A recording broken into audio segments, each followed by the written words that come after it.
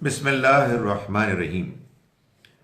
सूरह बनी इसराइल, सूरह नंबर 17, आयत नंबर 76।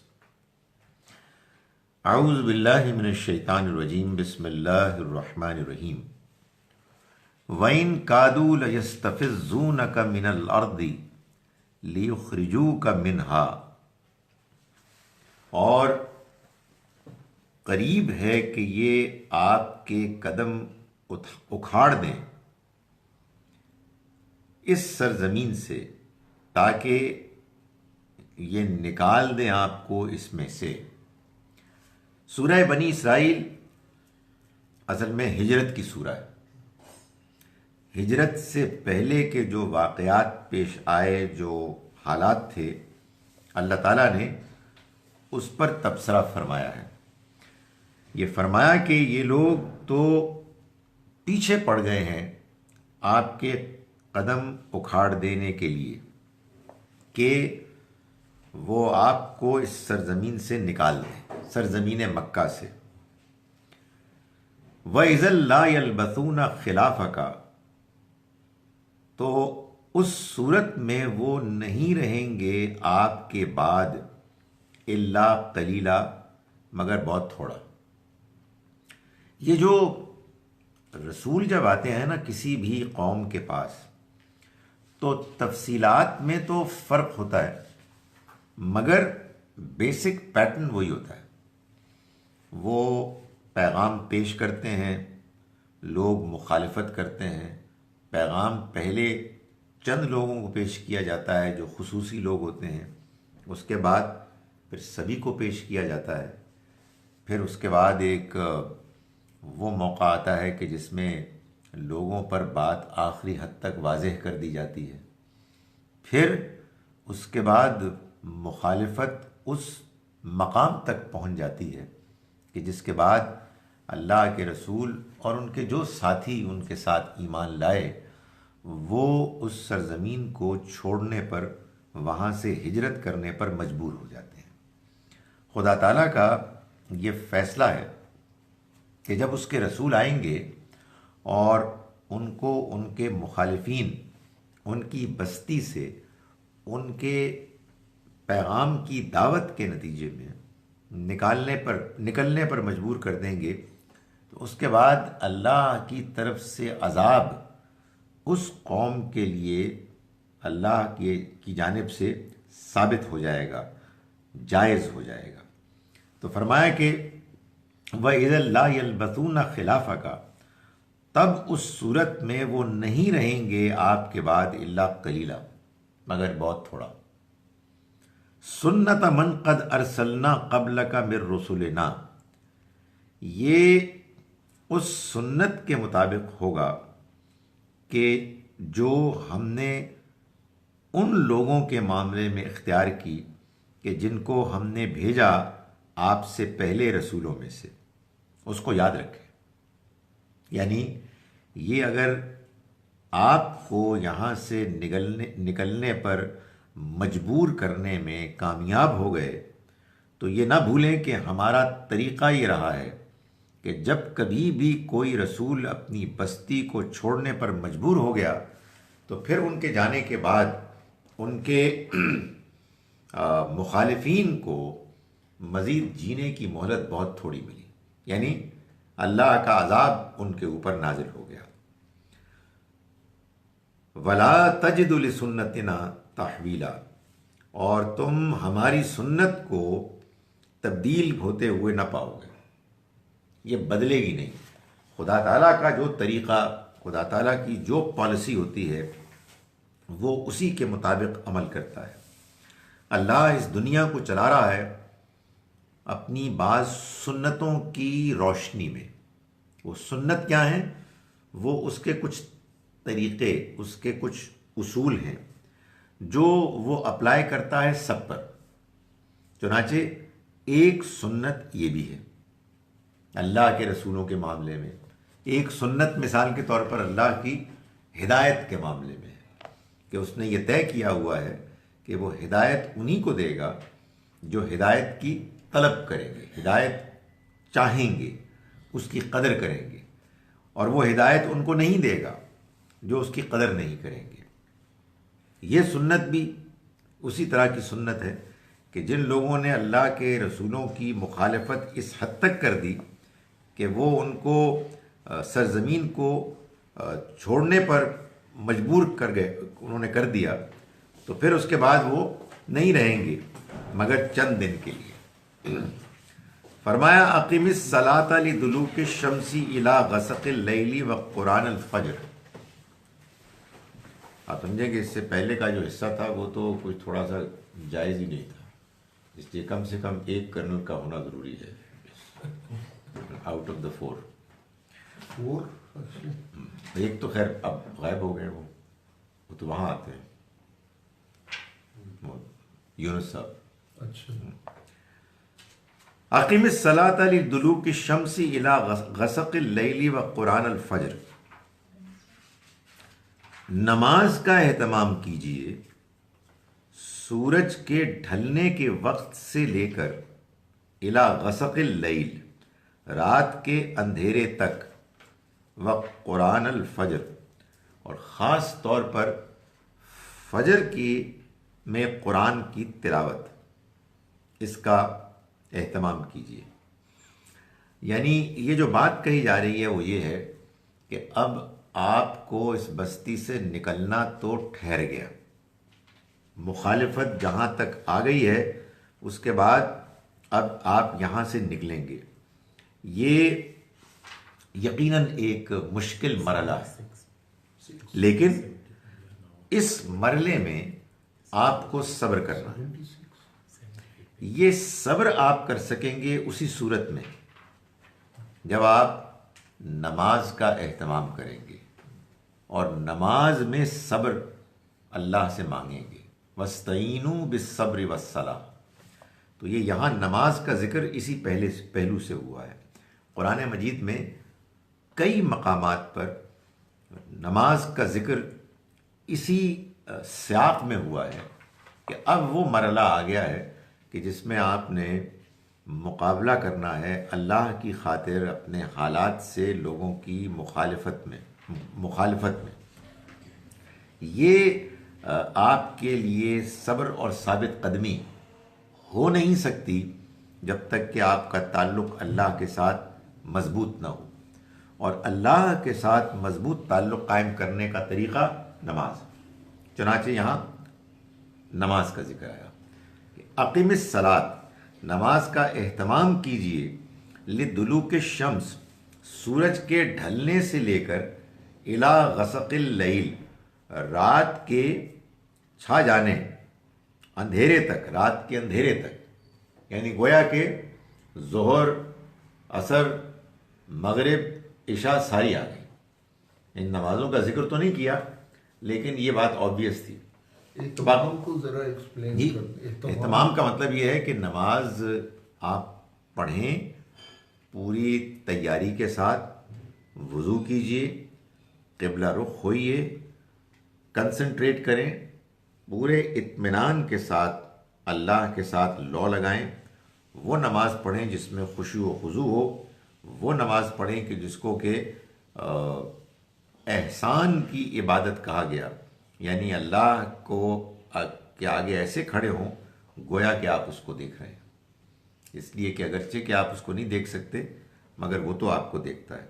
तो ये पूरे का पूरा जो है ना, इसकी तैयारी पूरे की पूरी जो इस मामले में आपकी तरफ से अरेंजमेंट हो सकती है फोकस करने के लिए, उसके इंतज़ार में, उसको अरेंज करने में, ये सब का सब उस एहतमाम में आता है।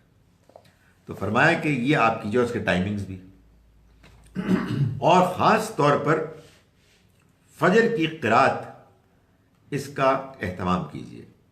इन्न कुरान अल फजर काना मशहूदा, इसलिए कि फजर में पढ़ना, फजर की क़िरात, ये असल में रूबरू होती है, यानी इसमें इंसान को खुसूसी तवज्जो नसीब होती है, इसमें इंसान फरिश्तों के साथ होता है।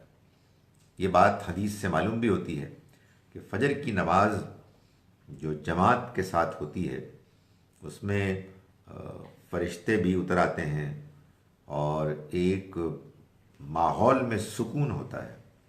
ये सुकून असल में उनके आने ही के नतीजे में होता है।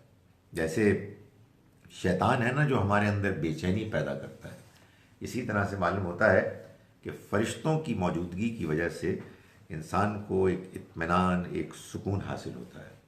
तो फरमाया कि इसका आप एहतमाम करें, ये आपके लिए वो सब्र पैदा करने का ज़रिया बनेगा कि जिसकी अब आपको ख़ास तौर पर ज़रूरत है। वमिनल लैली फ़तहज्जद बिही नाफिलतन लक, और रात को भी इसी तरह से आप उठिए। वमिनल लैली फ़तहज्जद बिही, आप उठें, नाफिलतन लक, ये आपके लिए एक मज़ीद है, इजाफी है। नाफिला यानी एडिशनल, आपके लिए।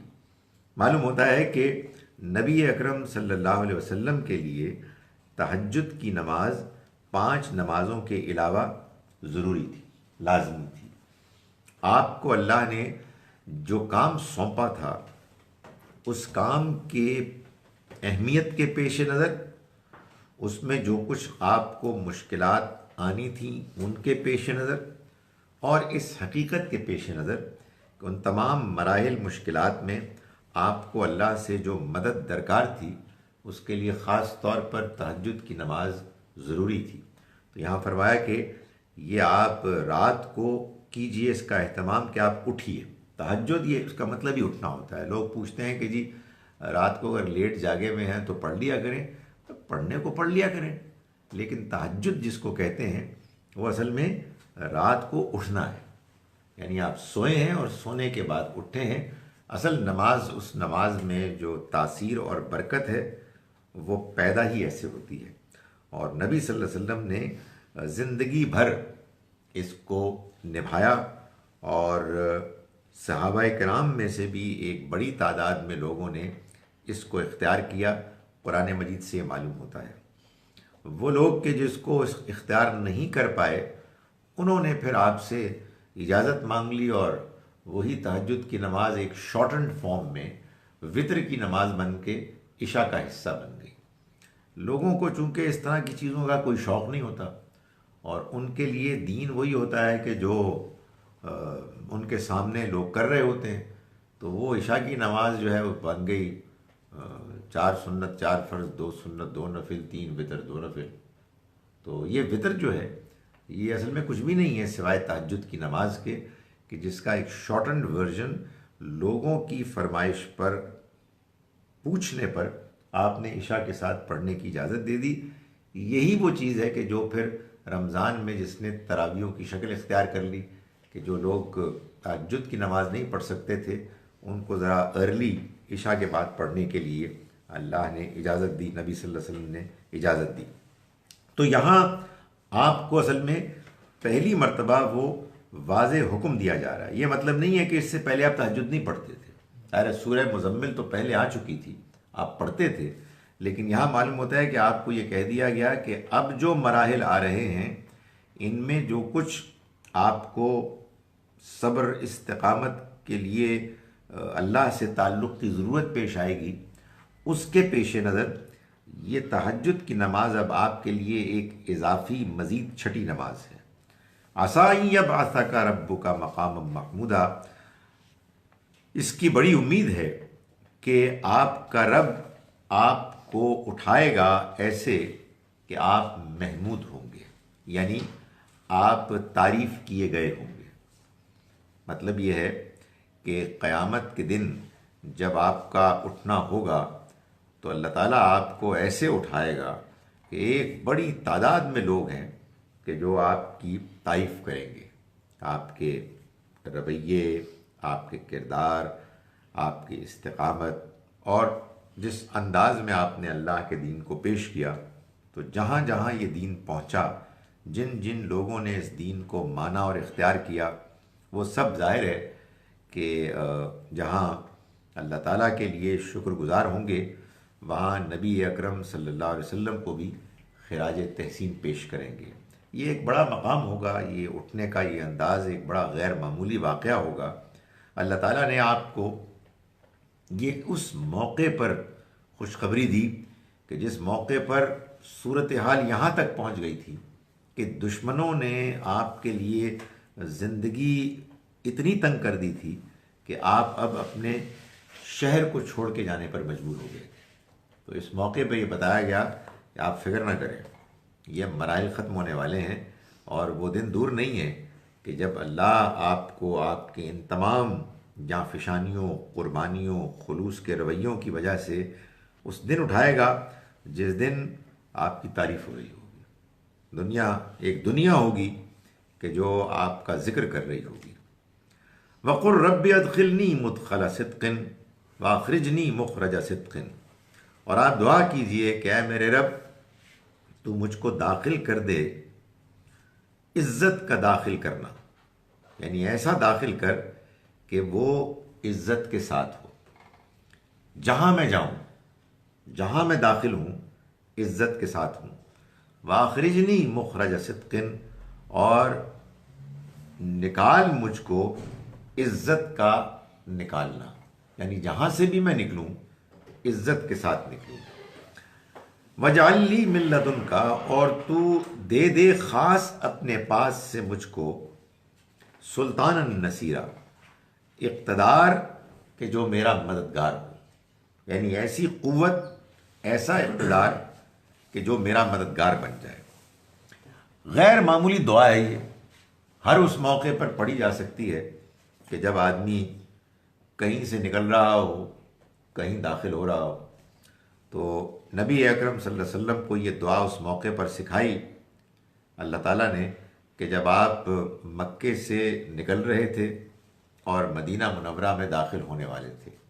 तो पहले दाखिल होने का जिक्र हुआ और उसके बाद निकलने का जिक्र हुआ, इसलिए कि ये अल्लाह की तरफ से आपके लिए एक खुसूसी मेहरबानी थी, एक खुसूसी एहतमाम था कि आप एक जगह से निकले तो दूसरी जगह का बंदोबस्त हो चुका था। लोग बेताब थे कि आपको वो वेलकम करें, खुशामदीद करें। तो फरमाया कि आप दुआ कीजिए कि रब मुझे दाखिल कर, ऐसा दाखिल करना कि जो सच्चाई वाला हो, इज़्ज़त एहतराम वाला हो, और निकाल मुझको ऐसा निकलना कि जो इज़्ज़त और सच्चाई वाला हो, और तू ख़ास मेरे लिए एहतमाम कर दे उस इक़्तिदार का कि जो मेरे लिए मददगार बने। अल्लाह ताला ज़ाहिर है कि अपने पैगंबरों से दुआ करवाते ही वो हैं जो अल्लाह ताला को कबूल करनी होती है। यानी ये आपको मालूम है ना अल्लाह का तरीक़ा कि आप के दिल में जो दुआ आती है वो आती इसीलिए है कि अल्लाह ताला ये तय कर चुके होते हैं कि ये तो अब होना ही है।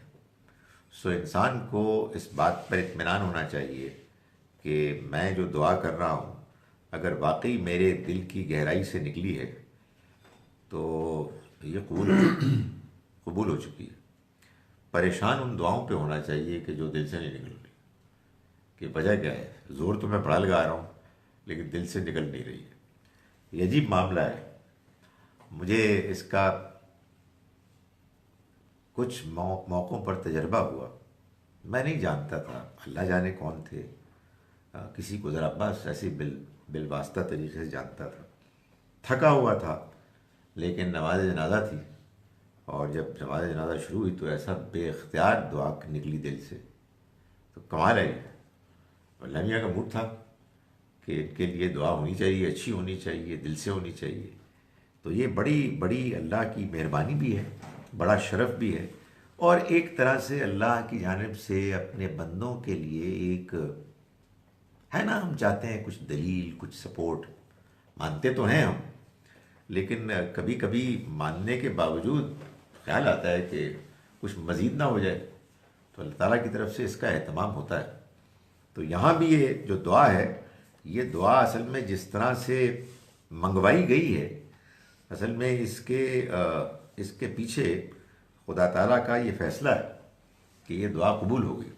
जिसको कहते हैं ना बाज़ लोग के जब आप सही अल्फाज के साथ सही मौके पर अपने अच्छे जज्बात के साथ दुआ मांगते हैं तो दुआ के अल्फाज तो बाद में निकलते हैं, उसकी कबूलियत पहले हो चुकी होती है। सो ये दुआ हिजरत के मौके की दुआ है। वकुल जाल हक़ व ज़हक़ल बातिल, और कह दो, ऐलान कर दो कि हक़ आ गया और बातिल मिट गया। वाह वाह, यानी अभी हिजरत हो रही है मगर खुदा की तरफ से फैसला हो रहा है। कह दो कि हक़ आ गया और बातिल मिट गया। इन्नल बातिला काना ज़हूक़ा, और बातिल तो मिटने ही वाला था, बातिल का अंजाम था ही मिटना। ये बस इस आयत के आप समझें 8 लगभग साल बाद फ़तेह मक्का के मौके पर नबी अकरम सल्लल्लाहु अलैहि वसल्लम नेज़े से अपने खाने काबा के बुतों को तोड़ रहे थे और यही आयत पढ़ रहे थे, कुल जाल हक़ व ज़हक़ल बातिल इन्नल बातिला काना ज़हूक़ा। ये खुदा ताला का तरीक़ा है, वो मामलात को अंजाम देता है उनके अपने मुकर्ररा वक्त पर, उससे पहले नहीं हो सकता। आप अपना काम कीजिए, वो अपना काम करेगा। तो यहाँ तो दुआ की सूरत में सिखाया गया और ये कह दिया गया कि हक़ आ गया है और बातिल वो मिट गया है, यानी गोया कि फैसला हो चुका है। It is writing on the wall, अब कुछ नहीं हो सकता। बातिल वो तो मिटने ही वाला था।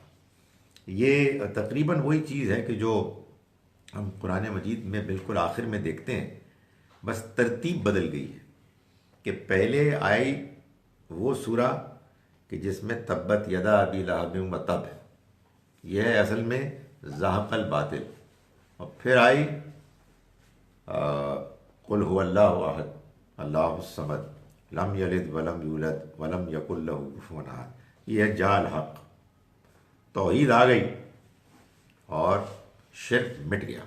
शिर्क का सबसे बड़ा अलमबरदार, उसके दोनों हाथ टूट गए और वो ख़ुद भी मर गया, बर्बाद हो गया।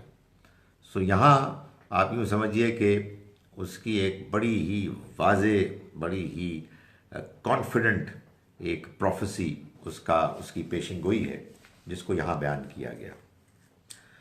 वनुनज़्ज़िलु मिनल कुरान मा हुवा शिफ़ाउन व रहमतुल लिल मोमिनीन, और हम इस कुरान में नाजिल करते हैं वो कि जो शिफा है, व रहमतुल लिल मोमिनीन, और मोमिनों के लिए, मानने वालों के लिए रहमत है। शिफा है यानी शिफाउल लिमा फिस सुदूर, इंसानों के दिलों में, इंसानों के अंदर जो बीमारियां होती हैं, अल्लाह का कलाम उनको साफ करता है, उनका इलाज करता है।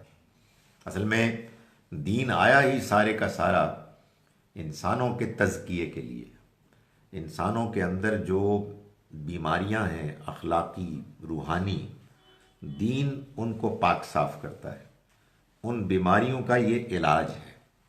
यही इलाज है कि जो असल में तज़किया है, दीन का मकसद ही तज़किया है, और तज़किया लाजिम और ज़रूरी है इस मकसद के लिए कि इंसान जन्नत का मुस्तहिक़ बने।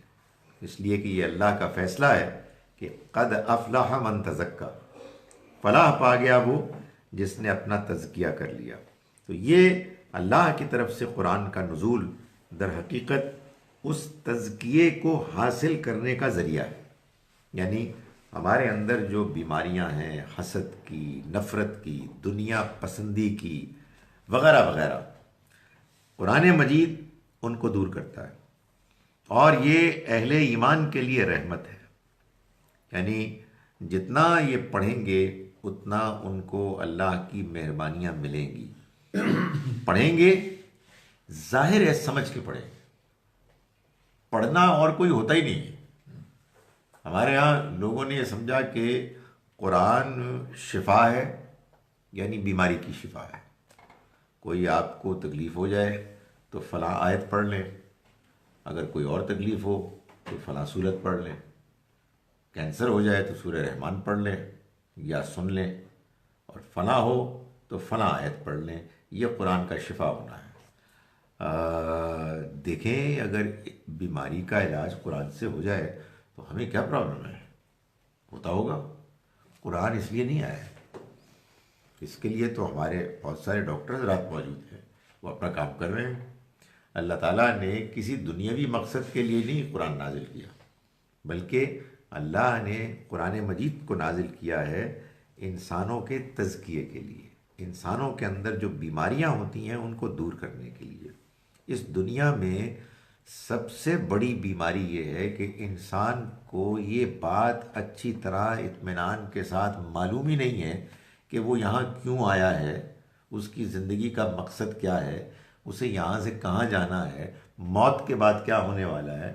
वो एक परेशानी, गोमगो, बेचैनी, गैर यकीनी सूरत हाल से गुजर रहा है। जब उसका डायरेक्शन ही ठीक नहीं है तो वो टामक टोइयाँ करता है, फिर कभी एक फजूल काम करता है, कभी दूसरा फजूल काम करता है, उसको रास्ता मालूम ही नहीं है। तो खुदा ताला वो रास्ता दिखाने के लिए आया है।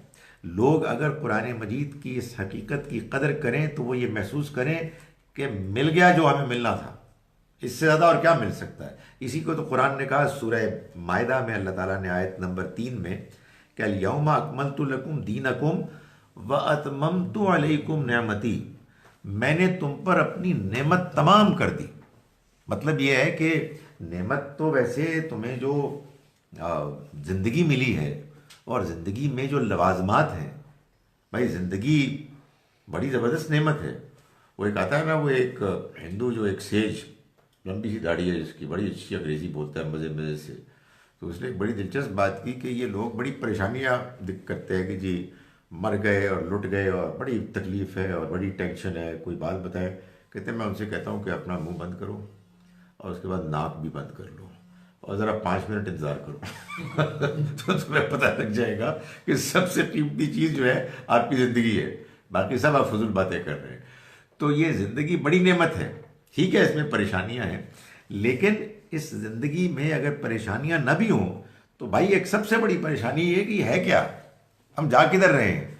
तो खुदा ताला ने उसके लिए अपने पैगाम को नाजिल करके अपनी रहमत को उसने तमाम कर दिया। अकमलतु लकुम दीनकुम व अतममतु अलैकुम नेमती, नेमत मेरी तमाम हो गई। तो ये नेमत का तमाम होना है कि जिसका प्रोसेस यहाँ बताया जा रहा है कि कुरान नाजिल हो रहा है और ये एक शिफा बन गया है।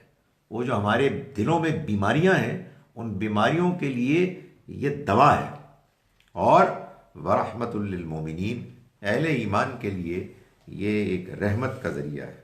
उनको बात समझ में आ जाती है, मुतमईन हो जाते हैं, रास्ता नज़र आ जाता है, उन्हें मालूम है कहाँ से वो गुज़र रहे हैं और आगे कहाँ जाना है, और इसके अलावा क्या चाहिए। यानी जिसने किस कायनात को बनाया, मुझको और आपको बनाया, वो हमें अपने कलाम के ज़रिए से रास्ता दिखा रहा है।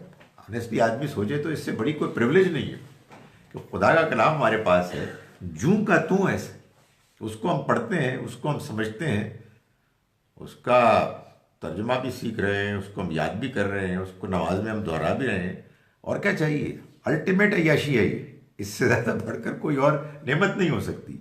तो फरमाया कि रहमत है अहले ईमान के लिए, वला यज़ीदुज़ ज़ालिमीना इल्ला खसारा, और ये इन जालिमों के लिए खसारे ही में इजाफा कर रहा है। जाहिर है कि ये उसका उलट, उसका अक्स लाजिम है।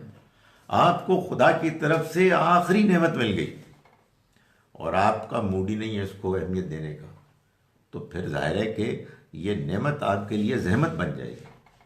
युज़िल्लु बिही कसीरम व यहदी बिही कसीरा, यही कुरान है जिससे बहुत सौ को हिदायत मिलती है, यही है जिससे बहुत सौ को वो गुमराह करता है। इसलिए कि जिसने इसकी कदर नहीं की तो जाहिर है कि उसकी नाकदरी के नतीजे में दूसरा जो नतीजा है वो सामने आ जाएगा। तो फरमाया वला यज़ीदुज़ ज़ालिमीना इल्ला खसारा, और इन जालिमों के लिए ये खसारे में, नुकसान ही में इजाफा कर रहा है। वइज़ा अनअमना अलल इंसान आरज़ा व ना जानिबी, ये वजह बताई कि ये क्या मसला है कि जिसकी वजह से कुरान इन लोगों के लिए बजाय इसके कि रहमत का ज़रिया बनता, बजाय इसके कि उनके लिए इलाज बनता उनकी बीमारियों का, ये नुकसान का ज़रिया बन रहा है। कि अजीब मामला है इनका कि जब हम इनको नेमत अता करते हैं तो आरज़ा, तो वो एराज़ करता है। यानी ये ग्रुप बयान किया, उसको वाहिद में कह दिया, यानी एराज़ करते हैं। वह ना भी जाने भी, और अपने पहलू बदलते हैं, यानी तकब्बुर के साथ, बेजारी के साथ।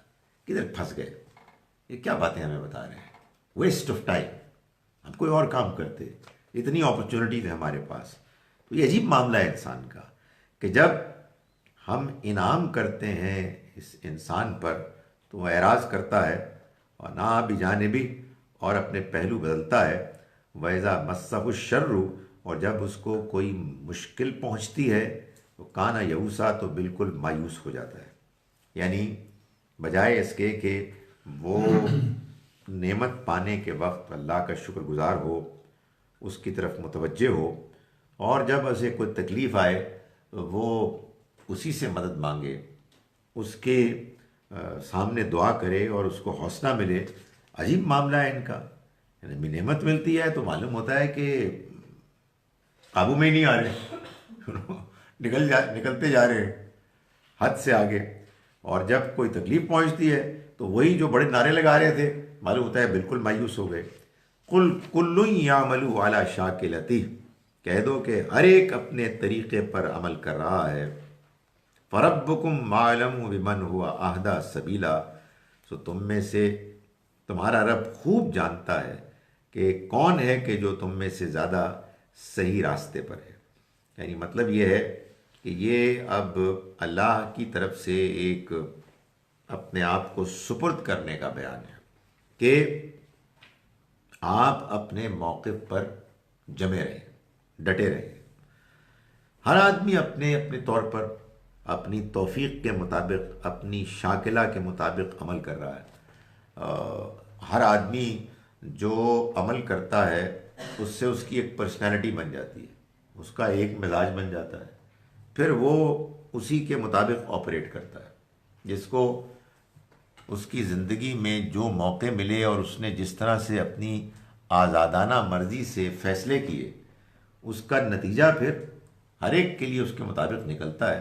तो आप कहिए कि ये सभी अमल कर रहे हैं अपने अपने तौफीक शाकिला के मुताबिक।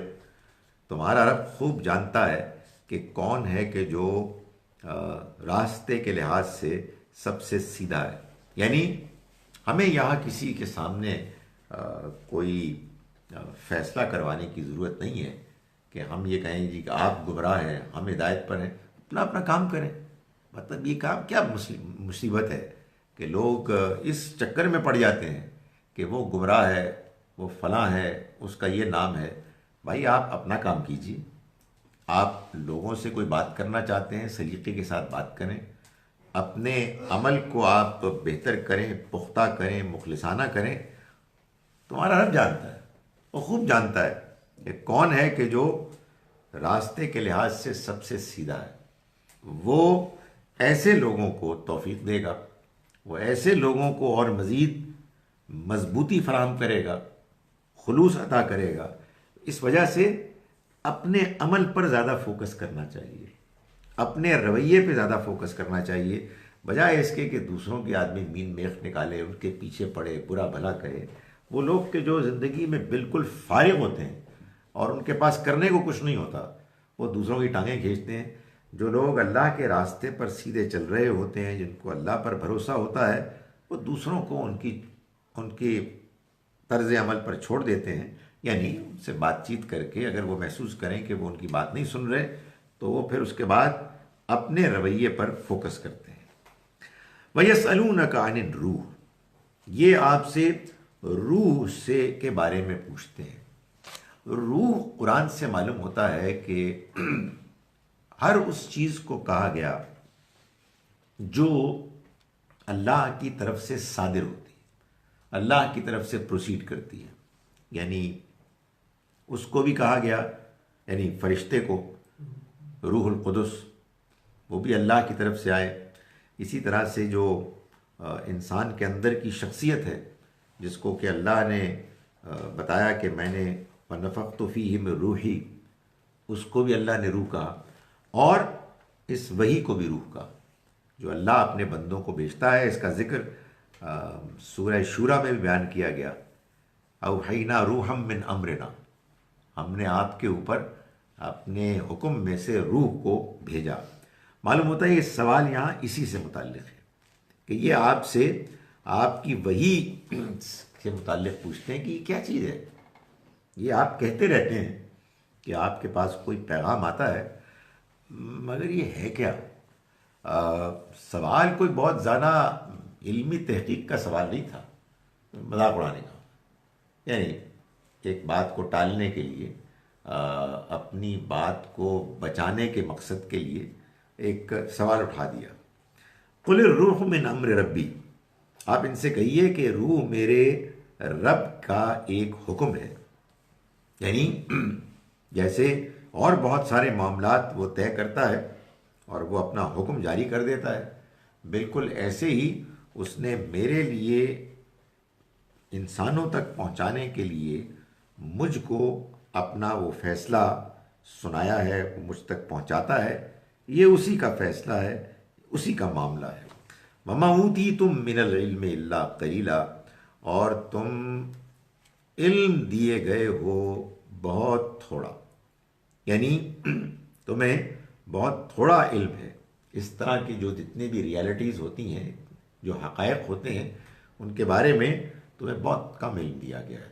जितना दिया गया है उस पर इक्तफा करो और उस चीज़ के पीछे ना पड़ो कि जो चीज़ तुम्हारे अपने इल्म और पहुंच से बाहर की है।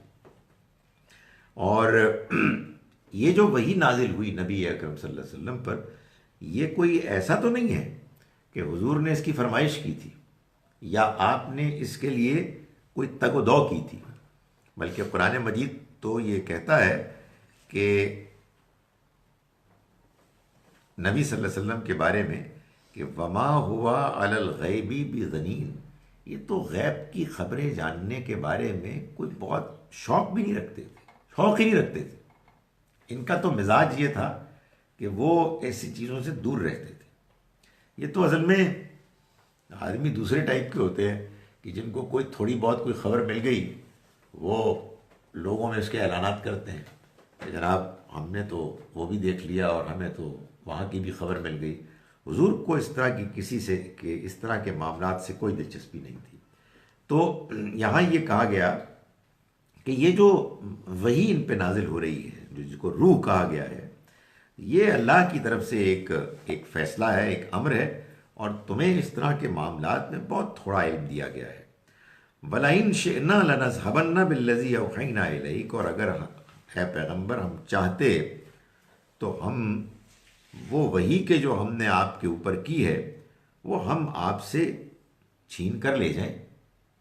आपको जो कुछ दिया है वो हम ले जाएं। सुम्मा ला तजिदु लका बिही अलैना वकीला, फिर आप हमारे लिए हमारे सामने अपना कोई मददगार नहीं पाएंगे। यानी हम अगर ये फैसला कर लें कि आपसे जो हमने आपको वही दी है वो आपसे छीन लें और लेकर चले जाएं, तो हमारे मुकाबले में कोई हमारे सामने आ नहीं सकेगा। इल्ला रहमतम मिर रब्बिक, मगर ये तो तुम्हारे रब की तरफ से एक रहमत है। यानी ये बात कि आप इस मकाम पर चुने गए हैं और आप पर वही नाजिल हो रही है, ये अल्लाह का फजल है। हमारे पैगंबर ने न कभी इसकी ख्वाहिश की, ना इसके लिए कोई मेहनत की। ये अल्लाह का इंतखाब है कि अल्लाह ने आपको चुना, और इन्ना फजलहू काना अलैका कबीरा, और उसका फजल ए पैगंबर आपके ऊपर बहुत बड़ा है। ये उसका बहुत बड़ा करम है, उसकी बहुत बड़ी इनायत है कि उसने आपको मुंतखब किया और आपके ऊपर अपनी वही नाजिल की, अपनी किताब नाजिल की। तो ये कोई ऐसा ऐसा यानी फ़ैसला नहीं है कि जिस फ़ैसले के लिए अल्लाह के पैगंबर ने बहुत कोशिश की, इसकी फरमाइश की, इसके लिए दुआएं की, इसकी तैयारी की, चिल्ले काटे और फिर जाके कहीं पहुँचे। यही फ़र्क होता है। यानी एक वो रूहानियत है कि जिसको बाज़ लोग टारगेट बनाते हैं और कहते हैं कि हम इसके लिए प्रिपरेशन करेंगे, फाके करेंगे, दुनिया से कट जाएंगे, चिल्ला कशी करेंगे और फिर वहाँ पहुँचेंगे। फिर इसकी इस मेहनत के नतीजे में अगर आप वहाँ पहुँचते हैं तो पता नहीं कहाँ पहुँचते हैं। यानी पहुँच तो गए आप, मगर कहाँ पहुँचे कुछ पता नहीं है। ये पहुँचना तो वो पहुँचना है कि इसमें सिरे से कोई इरादा, कोई ख्वाहिश, कोई मेहनत कुछ थी नहीं। यानी इंतहाई दयानतदाराना अमल, इंतहाई मुखलिसाना किरदार, अल्लाह के साथ लौ लगाना, दुनिया के मसाइल के बारे में परेशान होना, ये क्या मामलात हैं। तो वाह वजदा का ज़ाल्लन फ़हदा, यानी आपको हमने पाया हिदायत के लिए मतलाशी, तो हमने हिदायत दे दी। ये मामला होता था, ना कि ये मामला कि मुझे असल में रूहानी तरक्की करनी है और वहाँ तक पहुँचना है कि जहाँ मुझे चीज़ें नज़र आनी शुरू हो जाए। नहीं, ये पैगम्बरों का एक तरीका नहीं होता। वो बिल्कुल नेचुरल तरीके से बेलॉस किसी टारगेट के बगैर खुदा ताला की तरफ रुजू करते हैं। और जब उनको अल्लाह की वही मिलती है तो क्या होता है, वो उसको इब्तदा में देख के भाग जाते हैं। मूसा अलैहिस्सलाम को जब मिली तो उन्होंने कहा कि इधर वापस आओ, कहाँ जा रहे हो। इसलिए को बिल्कुल तवक्को में नहीं थे। वो तो आए थे सर्दियों में, कोई उनको मिल जाए कोई अंगारा, कुछ चीज़ें वो तापने के लिए, या को खबर मिल जाए कि भाई वो रास्ता ठीक है कि नहीं है। और मालूम क्या हुआ कि उधर से अल्लाह ने कहा जी कि इन्नी अन अल्लाह हूँ ला इलाहा इल्ला अना, मैं अल्लाह हूँ और मेरे अलावा कोई इलाह नहीं है। तो ऐसे मिलती है पैगम्बरी, ना कि किसी कोशिश से, किसी तगुदौ से। सो यहाँ ये बताया गया कि ये आपको अल्लाह का करम हुआ, ये अल्लाह का फजल हुआ। ये बेवकूफ़ लोग ये जो आपके ऊपर एतराज़ात कर रहे हैं और ये मजाक उड़ा रहे हैं, इनको क्या मालूम है कि ये जो कुछ आपको मिला है ये अल्लाह का कितना बड़ा करम है। कुल, आप कह दीजिए, ला इन इज्तमाअतिल इंसु वल जिन, अगर इंसान और जिन सारे जमा हो जाएं, अला यातू बिमिस्ली हाज़ल कुरान, कि वो इस तरह का कोई कुरान गढ़ लाएं, ले आएं, ला यातूना बिमिस्लिही, तो वो इस तरह का कोई कुरान नहीं ला सकेंगे। वलौ काना बाज़ुहुम लिबाज़िन ज़हीरा, अगरचे के वो एक दूसरे के मददगार बन जाए, यानी एक दूसरे की हेल्प भी करें सारे इंसान जिन मिलके, इसके बावजूद वो कुरान मजीद जैसा कोई कलाम नहीं ला सकते।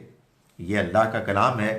अल्लाह ने अपने बंदों की हिदायत के लिए जो हिदायत का एहतमाम किया है इस कुरान में, जिस स्टाइल और जिस अंदाज में इसको बयान किया है, जिस तरह से इसको कंपाइल किया है, इसके अंदर जो तरतीब रखी है, इसमें जो नज़म रखा है, इसमें जो अंदाज़े बयान की मुख्तलिफ पहलू हैं, मौसर, दिलनशीन, समझ में आने वाले, इसमें जो बयान है उन वाक़यात का, उन हक़ाइक़ का कि जिनको कोई इंसान ख़ुद से बयान ही नहीं कर सकता, इसमें हकीकतों का वो बयान के जो ज़माने के गुजर जाने के बावजूद जिसकी नफ़ी नहीं हो सकी, इस तरह का कुरान कौन ला सकता है?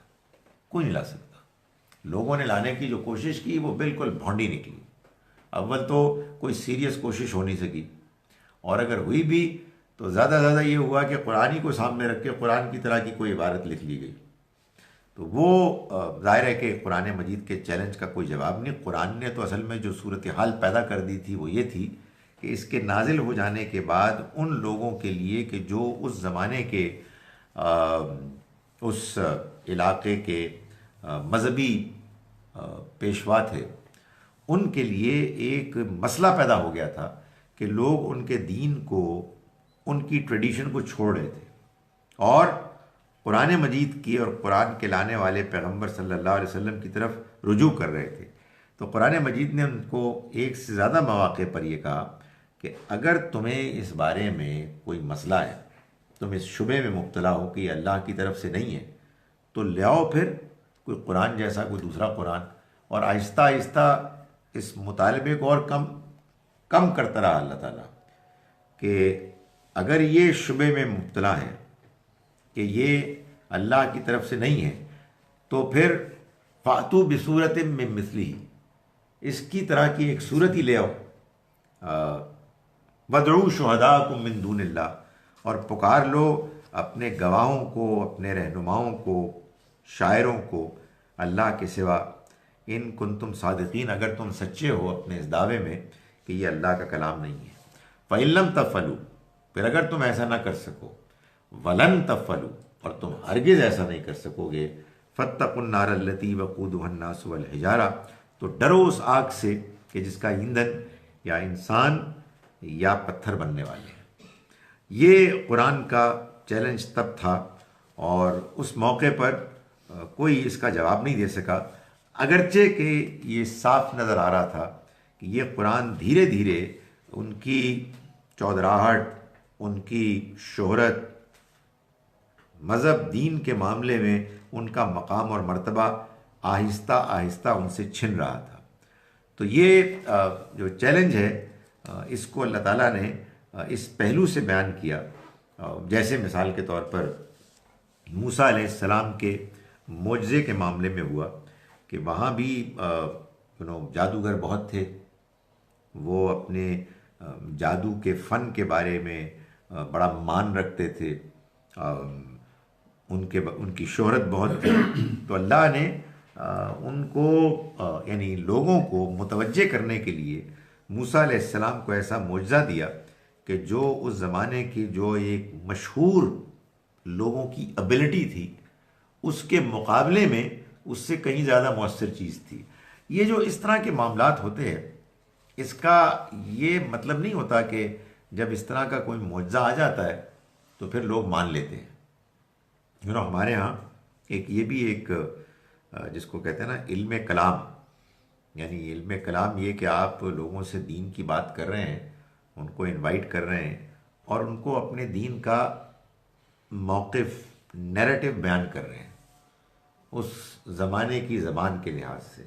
तो एक ज़माने में हमारे यहाँ लोगों ने ये बात बयान की कि असल में अल्लाह पर ईमान और रिसालत पर ईमान ये असल में होता है मोजज़ों की बुनियाद पर। पैगंबर मोजज़ा दिखाते हैं तो लोग ईमान लाते हैं। हकीकत वाक़या ये है कि मेरी बात बिल्कुल भी नहीं, यानी पैगंबर जब मोजज़ा दिखाते हैं तो उसके नतीजे में लोग मुतवज्जे होते हैं उस पैगाम की तरफ के जो पैगाम इंसानी फितरत को अपील करता है, और लोग जब सीरियसली उसको सुनते हैं तो वो उनको मुतासिर करता है। इंसान के और अल्लाह के पैगाम के दरमियान जो चीज़ हायल है वो दुनिया है। दुनिया के साथ एक गैर मामूली एग्जैजरेटेड वाबस्तगी, वो अगर किसी तरह से टूट जाए और इंसान ये महसूस करने लगे कि नहीं ये इस पैगाम को संजीदगी से सुनना चाहिए, तो फिर वो जो इंसान की संजीदा तवज्जो है वो है कि जो असल में नतीजा निकालती है, नतीजे की तरफ इंसान को ले जाती है। तो अल्लाह ताला ने यहाँ इसी बात को बयान किया कि अगर ये सारे इंसान और जिन जमा हो जाएं इस बात के लिए कि वो इस कुरान की तरह कोई और कुरान ले आएं, तो वो नहीं ला सकेंगे इस जैसा कोई कुरान, अगरचे कि वो एक दूसरे के मददगार ही क्यों ना बन जाए। ये अल्लाह के फजल से मेरा सरनेम यहाँ आ गया, यही स्पेलिंग है इसकी, ज़हीरा यानी मददगार। ये कुरान ने जो बात बयान की इसका कोई ताल्लुक़ हमारे ज़माने से नहीं था। हमारे ज़माने में कुरान मजीद की वो बेमिसाल ज़बान जानता कौन है? हमारे ज़माने में अगर कोई शख्स इसको पेश करे कुरान के एक कहिए मोजज़े के तौर पर, तो अगर कोई इसका जवाब दे दे तो फिर होगा क्या? किसी को पता तो कुछ है ही नहीं। जिस ज़माने में कुरान ने ये बात की उस ज़माने के लोग कुरान की ज़बान से वाकिफ़ थे, अरबी ज़बान के वो माहिर थे। उनको ये मालूम था कि इस बेहतरीन अरबी ज़बान के बोलने और पढ़ने वाले माहौल में एक कलाम नाजिल हुआ है कि जो एक ऐसे बंदे पर उतरा है कि जो ना लिख सकते हैं ना पढ़ सकते हैं, उन्हें कोई शायरी का शौक़ नहीं है, और वो एक ऐसा कलाम पेश कर रहे हैं कि जिसके बारे में वो दावा कर रहे हैं कि ये अल्लाह का कलाम है, और उसने बाकी तमाम शायरी और ख़िताबत के जो भी प्रेजेंटेशंस मौजूद थी उनको मात कर दिया है, पीछे छोड़ दिया है, कोई मुकाबले में आ ही नहीं सकता। उन शायरों और ख़तीबों को अल्लाह ने चैलेंज किया कि इसके मुकाबले में कोई ला सकते हो, कोई नहीं लाया, हिम्मत ही नहीं की। बल्कि एक शायर लबीद ने, कि जो मुसलमान हो गए, उन्होंने बाद में कहा कि कुरान के बाद ये मुमकिन ही नहीं है। जब हज़रत उमर ने कहा कि आपने शायरी छोड़ दी, तो उन्होंने कहा कि ये पॉसिबल नहीं है। अबादल कुरान, क्या कुरान के बाद? उन्होंने ये भी कहा कि क्या बकरा और आले इमरान के बाद? मैं कुछ नहीं कह सकता। तो मैं ये सारी बात इसलिए कर रहा हूँ कि हमारे यहाँ इस 20वीं 21वीं सदी में बाज़ अरबों ने ये दोबारा चैलेंज पेश किया। वो जब चैलेंज पेश किया तो यहूदी और ईसाई अरबों ने उसका जवाब पेश कर दिया, और जवाब पेश करने के बाद उन्होंने एक वेबसाइट में उसको डाल दिया, www.suralikeit.com। तो मुझे याद है कि 2000 के लगभग सन बड़े ईमेल्स आते थे मुसलमानों के कि ये यहूदियों की साजिश है, इस साइट में ना जाएं, ये बिल्कुल झूठ बोल रहे हैं, ये कुरान का एक और वर्जन उन्होंने कर। अरे भाई, आपने चैलेंज किया था, उन्होंने चैलेंज के जवाब दिए, उनका कसूर क्या है? आप उनका जवाब दें।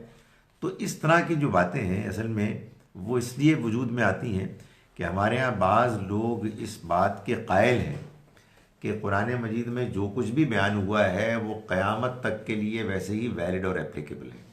जब आप पहले एक गलत उसूल बनाते हैं और उसकी रोशनी में आप कुरान मजीद को पढ़ते हैं तो कुरान कुछ और समझ में आता है, तो उसके बाद आप इक़दाम करते हैं तो फिर उसका जवाब दे दें। इसलिए कि वो जिन्होंने जवाब दिया वो कहीं दुनिया भर में कुछ लोगों ने पढ़ लिया और उनका यार ये तो जवाब मिल गया, इसका अब जवाब क्या है, तो उनके ईमान का क्या बनेगा। तो इस तरह की जो फजूल किस्म की बातें लोग अपने जोश में करते हैं, उससे पहले ज़रा समझ लेना चाहिए कि भाई ये बात उनके लिए है भी कि नहीं है। कुरान को समझने के लिए ज़रूरी है कि आप कुरान मजीद के पूरे सियाक़ व सबाक़ को समझें। अच्छा जी, मैं इन आयत का तर्जुमा जो हमने आज पढ़ी है एक मरतबा फिर कर रहा हूँ। हमने आज आयत नंबर 76 से सबक का आगाज़ किया। बिस्मिल्लाहिर्रहमानिर्रहीम। वइन कादू लयस्तफिज़ूनका, और ये करीब थे कि आपके कदम उखाड़ देते, मिनल अर्द, इस सरजमीन से, लियुखरिजू का, कि वो आपको निकाल दे, मिनहा, इसमें से, वइज़ल ला यल्बसूना खिलाफका, तब उस सूरत में ये ना रहते आपके बाद, इल्ला कलीला, मगर बहुत थोड़ा, सुन्नत मन कद अरसलना क़ब्ल का, वो सुन्नत याद रखिए कि जो उन लोगों के मामले में हुई कि जिनको हमने भेजा आपसे पहले, मिर रुसुलना, अपने रसूलों में से, वला तजिदु लिसुन्नतिना तहवीला, और आप हमारी सुन्नत को तब्दील होता हुआ नहीं पाएंगे। व अक़िमिस्सलाता लिदुलूकि शम्स, और नमाज का एहतमाम कीजिए सूरज के ढलने से लेकर इला गसक़िल लैल, रात के अंधेरे तक, व कुरान अल फज्र, और ख़ासकर फजर की क़िरात, इन्ना कुरान अल फज्र काना मशहूदा, इसलिए कि फजर की क़िरात ये तो मशहूद होती है, रूबरू होती है।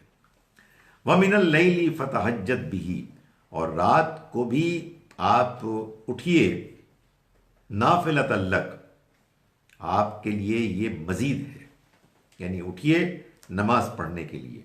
आसाइया बासा का रब्बु का, उम्मीद है कि आपको उठाएगा आपका रब, मकाम महमूदा, ऐसे उठने के अंदाज में कि जो तारीफ़ किया गया होगा, यानी आप तारीफ़ किए जाएंगे।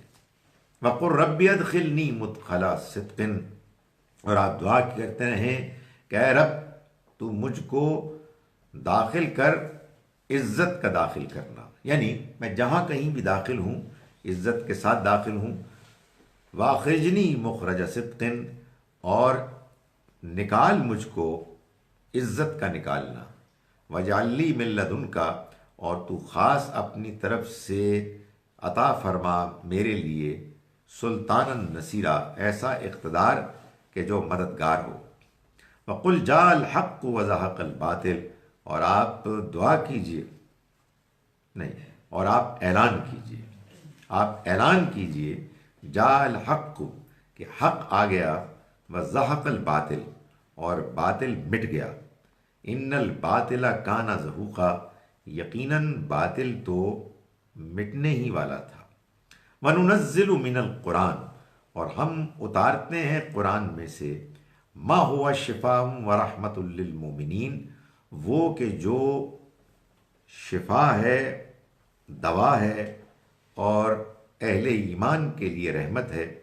वला यजीदुज़ ज़ालिमीन, और ज़ालिमों में ये इजाफ़ा नहीं करता इल्ला खसारा, सिवाय खसारे के। वइज़ा अनअमना अलल इंसान, और जब हम इस इंसान पर इनाम करते हैं, आरज़ा, तो वो एराज़ करता है, वना बिजानिबी, और वो अपने पहलू बदलता है। वइज़ा मस्सहु शर्रु, और जब उसको पहुँचती है तकलीफ़, काना यऊसा, तो वो मायूस हो जाता है। कुल्लुन यामलु अला शाकिलती, आप कह दीजिए कि तुम सभी अमल करो अपने अपने तरीक़े के मुताबिक। फ़रब्बुकुम आलमु, तो तुम्हारा रब खूब जानता है, बिमन हुआ आहदा सबीला, उनको के जो रास्ते के लिहाज से सबसे सीधे हैं। यसअलूनका अनिर रूह, और ये आपसे रूह के बारे में पूछते हैं। कुलिर रूह मिन अम्र रब्बी, आप कह दीजिए कि ये रूह मेरे परवरदिगार का, मेरे रब का एक हुक्म है। वमा ऊतीतुम मिनल इल्मी, और नहीं दिए गए तुम इल्म में से इल्ला कलीला, मगर थोड़ा। वला इन शिअना लिनज़, वला इन शिअना, और अगर हम चाहते, लनज़हबन्न बिल्लज़ी औहैना इलैक, तो हम लाज़िमन ले जाते आपसे वो कि जो वही की हमने आपकी तरफ। सुम्मा ला तजिदु लका बिही अलैना वकीला, फिर आप न पाते हमारे मुकाबले में कोई मददगार। इल्ला रहमतम मिर रब्बिक, ये तो सिर्फ रहमत है आपके रब की तरफ से। इन्ना फ़ज़लहु काना अलैका कबीरा कबीरा, उसका फ़ज़ल आपके ऊपर बहुत बड़ा है। क़ुल ला इन इज्तमाअतिल इंसु वल जिन, आप कह दीजिए कि अगर इंसान और जिन सब जमा हो जाएं, अला अन यातू बिमिस्लि हाज़ल कुरान, इस बात पर कि वो ले आए इसकी मानिंद कोई कुरान, ला यातूना बिमिस्लिही, तो वो नहीं ला सकेंगे इसकी मानिंद। वलौ काना बाज़ुहुम लिबाज़िन ज़हीरा, चाहे वो एक दूसरे के मददगार बन जाए। अक़ूलु क़ौली हाज़ा वस्तग़फ़िरुल्लाह लि व लकुम। डॉक्टर साहब, ये जो कुरान शरीफ में कुछ अहकामात दिए हुए हैं जी, जिसमें रसूल करीम सल्लल्लाहु अलैहि वसल्लम को मुखातिब भी किया गया या कई जगह नहीं भी किया गया, कई मरतबा हम पढ़ रहे होते हैं कुरान शरीफ तो लगता यही है this is purely for the prophet peace be upon him. तो मिसाल के तौर पर अभी ये जो है फ़ैज़ा फ़रग़्त फ़ंसब व इला रब्बिका फ़रग़ब, ये तमाम मुसलमानों के लिए है, ये सिर्फ उन्हीं के लिए, रसूल करीम सल्लल्लाहु अलैहि वसल्लम के लिए? यानी ये जो सूरतें हैं जैसे सूरा अलम नशरा है और बद्दुहा है, ये तो मालूम होता है कि खुसूसी तौर पर नबी सल्लल्लाहु अलैहि वसल्लम से मुताल्लिक़ है। यानी ये बिल्कुल मुमकिन है कि इसके बाज़ पहलू वो हों कि जिनसे हम भी मुस्तफ़ीद हों, लेकिन ये असलन आप ही से मुताल्लिक़ है। यानी आप ये देखिए ना कि सूरह बद्दुहा में जैसे अल्लाह ताला ने आपको आपके ज़िंदगी के अहवाल बताए माजी के, जिसमें आप किसी स्टेज से फेज़ से गुज़र रहे थे और अल्लाह ने फिर खुसूसी मदद की, और फिर उसके हवाले से आपको समझाया कि देखें जैसे आपके साथ हुआ, अब उससे जो आपको सबक मिला, उससे जो आप नतीजे तक पहुँचे, उसके नतीजे में आप अब दूसरों के साथ मामला उसकी रोशनी में अच्छा करें। तो ये तो आपको सिखाया गया।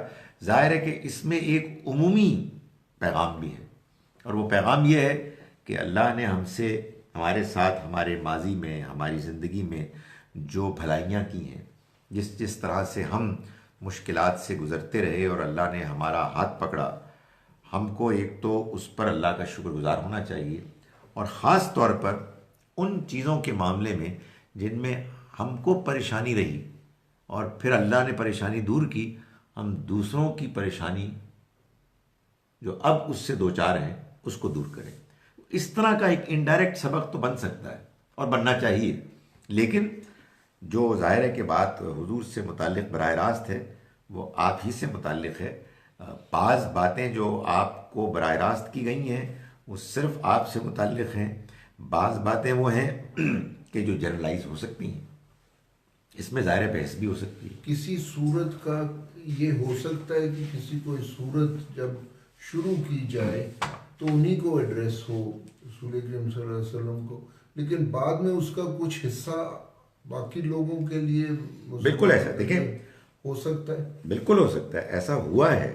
यानी कुरान मजीद को आप जब आप पढ़ते हैं उसमें ये एक चैलेंज होता है कि आप इस बात को तय करें कि ये ख़ास जो बात की जा रही है हुक्म, ये सिर्फ आपके लिए है या सभी के लिए। तो वो जो बात है उसकी नौइयत आपको बता देगी। मिसाल के तौर पर ये बात कि आपको अब मुश्किलात आ रही हैं, आप नमाज़ पढ़िए, अल्लाह को याद कीजिए, ज़ाहिर है कि ये हमारे लिए भी है। हमको भी इससे ये सबक मिलना चाहिए कि अगर कहीं ज़िंदगी में अल्लाह के दीन के लिए या उमूमी तौर पर कोई मुश्किल आती है तो हमें अल्लाह की तरफ रुजू करना चाहिए, और उसके लिए बेहतरीन तरीक़ा नमाज है। लेकिन कुछ खुसूसी मौक़ों पर, जैसे आज ही हमने पढ़ा, नबी सल्लल्लाहु अलैहि वसल्लम जब किसी मुश्किल मरले से गुज़र रहे थे तो अल्लाह ताला ने आपको उस मरले में नमाज का ख़ास एहतमाम करने के लिए कहा, और आपको तो तहज्जुद की नमाज का भी हुक्म दिया गया। ये आपके लिए एक इजाफी जिम्मेदारी है। सर हम जब भी बात करते हैं कि मुख्तलिफ अदवार से सरगुज़श्ते अंजार, जिस तरह आप कहते हैं कुरान मजीद में, और जिस तरह अमीन हसन इस्लाही साहब की भी तफसीर के अंदर अदवार में किया गया कि इत्माम हुज्जत का दौर है जी, फिर उसके बाद जज़ा और सज़ा का सिलसिला है। तो इस तरह हम जब देखते हैं कि ये मक्की सूरत है और इसमें जिस तरह तेज़ हो रहा है, खिताबत है, और तो ये बिल्कुल क्या उस दौर में अब शामिल हो रही है, उसकी का अहवाल बयान हो रहा है जो कि इत्माम हुज्जत वाला है, और जज़ा सज़ा का भी साथ कुछ पहले यानी साथ आ रहा है। यहाँ तो साफ मालूम हो रहा है कि ये हिजरत व बरात आ बारात आ रही है। तो हिजरत का मरला आ गया। सो जो मराहिल हैं वो कुरान मजीद के अल्फाज सियाक़ व सबाक़ से मालूम होते हैं।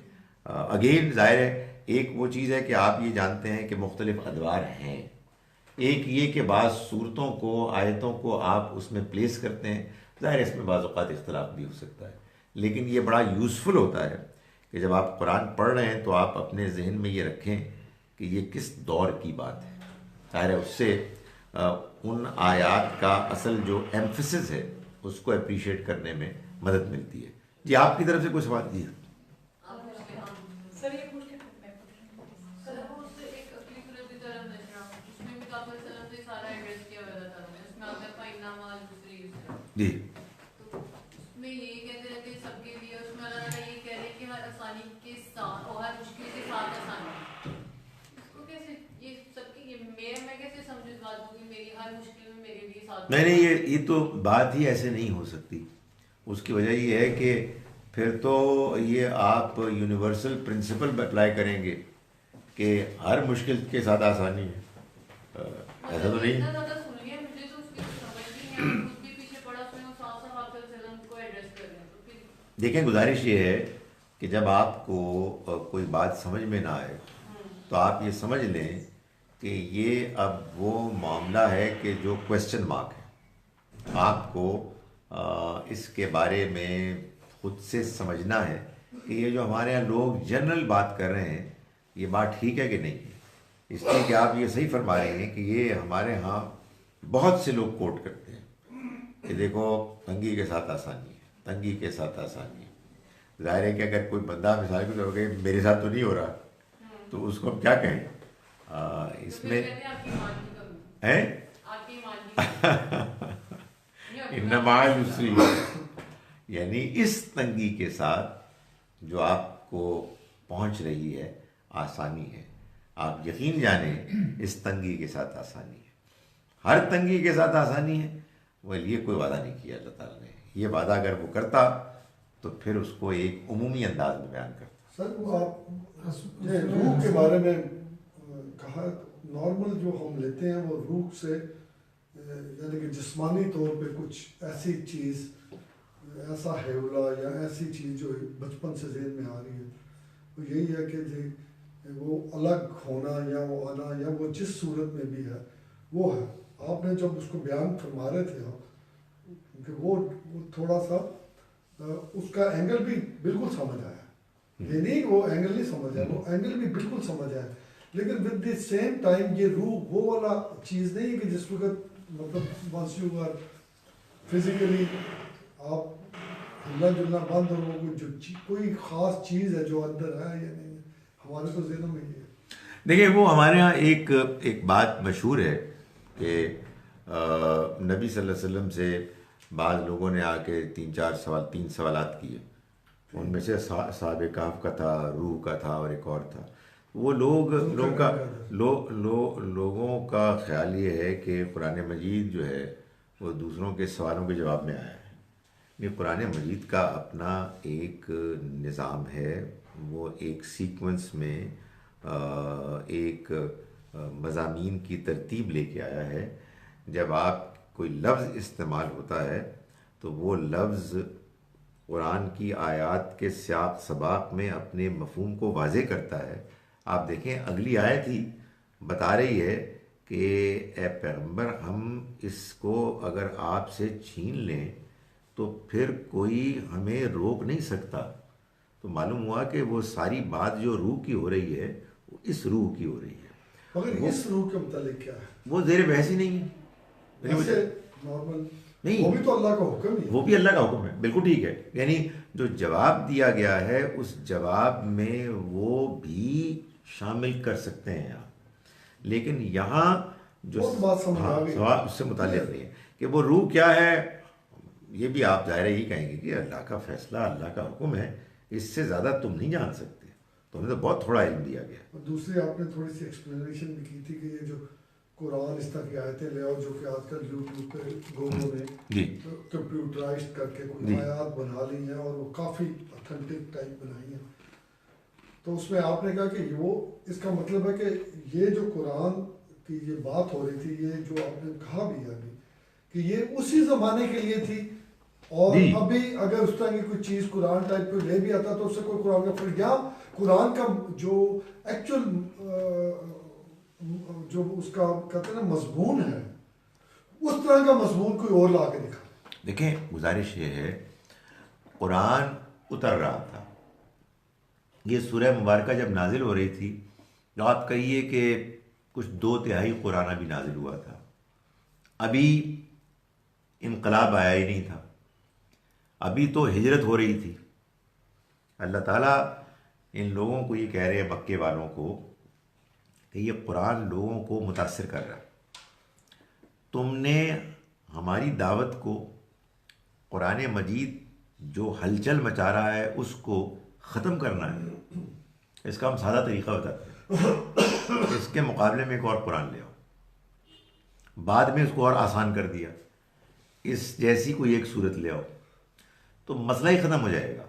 यानी द मोमेंट कोई उनका शायर, कोई ख़तीब एक तैयार करके ले आता तो माशरे में गुफ्तगू शुरू हो जाती, ला ही नहीं सका, मुमकिन ही नहीं हुआ। उसकी वजह यह है कि ये बात उनको मालूम थी कि ये कुछ और है। जैसे मैंने गुजारिश की कि जादूगरों ने मूसा अलैहिस्सलाम के ज़माने में जब मुकाबले के लिए आए तो थोड़ी देर के बाद महसूस किया ये जादू नहीं है, ये कुछ और है, और वो सजदे में गिर गए। तो ये बात बयान की जा रही है। अब वो कोई आज कोई कहे कि मूसा अलैहिस्सलाम वाले जादू के मुकाबले में कोई और ले आओ और कोई बंदा जादू ले आए, तो उसको हम क्या करें भाई? वो ख़त्म हो गई बात, मैच ओवर हो गया, चैलेंज किया गया था, कोई जवाब नहीं दे सका। तो अब ये हमारे यहाँ लोग असल में ये करते हैं नादानी कि एक ज़माने की बात को एक दूसरे ज़माने में वो ले आते हैं। और उसकी वजह क्या है? उसकी वजह ये प्रॉब्लम है कि बाज़ कुरान के बाहर से उसूल कुरान के ऊपर मुसल्लत कर दिए जाते हैं। जैसे कुरान का हर हुक्म क़यामत तक के लिए, अब इसका कुरान से कोई ताल्लुक़ नहीं। ये हमने अपने फ़ख्र से, अपने जज्बात के लिए हमने ये बात बयान करनी शुरू कर दी। जैसे मैं कहता हूँ कि लोग कहते हैं कि कुरान एक मुकम्मल ज़ाब्ता हयात है। बड़ी ज़बरदस्त आपने तकरीर की, कुरान में कहाँ लिखा है इंसान अशरफुल मखलूक़ात है? क्या चक्कर है ये अपनी तरफ से? इसका मतलब है कि सर कि वो बात भी तो फिर उसका भी कोई बेस खत्म हो गया ना, जिसमें कहा गया था कि हुजूर पाक से यहूदियों ने कहा कि ये 3 चीजें क्या है। तो ये अगर ये कुरान अपने उसके मुताबिक आ रहा था तो वो तो शायद पहले ही ये उतर चुकी होती, आयत आ चुकी हुई थी या वो, तो क्या उसका उस हदीस का कोई बेस नहीं है? नहीं, मैं उसका इनकार नहीं कर रहा। मैं ये कह रहा हूँ कि ये बिल्कुल होगा। उन्होंने पूछा होगा, कुरान मजीद ने उनके इस फरमाइशी प्रोग्राम को ऐसे रिस्पॉन्ड नहीं किया कि आओ अब हम तो जवाब दें। वरना तो ये होता ना कि एक आयत में तीनों का जवाब मिल जाता। ऐ पैगंबर, ये आपसे पूछ रहे हैं, इनको ये जवाब दीजिए। कुरान ने अपने पैटर्न को जारी रखा, जब जब मौका आया उसको बयान कर दिया। वो एक बैकग्राउंड की बात है, उसको कहीं कोई फुटनोट में लिख दे तो लिख दे। नहीं, वो इसलिए कि उसमें कहा गया आगे कि उन्होंने कहा, हुजूर पाक ने कहा कि इंशाल्लाह नहीं बोला और कहा कल आना मैं बता दूंगा।